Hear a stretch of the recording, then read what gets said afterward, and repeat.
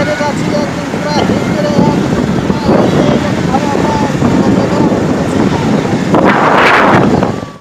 আশেপাশের ভিউটা এরকম ধরনের।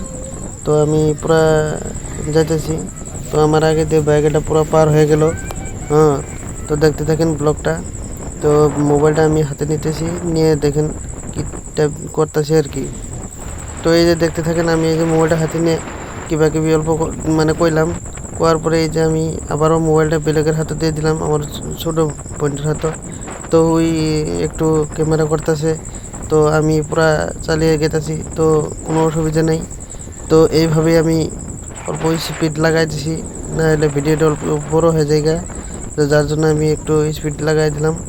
তো আমি এসে পেলাম বেশিমারি। তো বেশিমারি পুরা মার্কেটটা হলো এটা।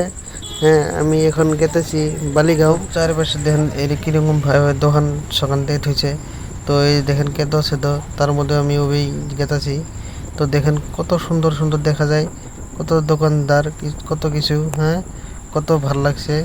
তো এই যে আগে পেয়ে গেলাম আমি পিলপিলি স্ট্যান্ড। তো এখানে সব পিলপিলি দাঁড়ায় থেকে উমুক যায়।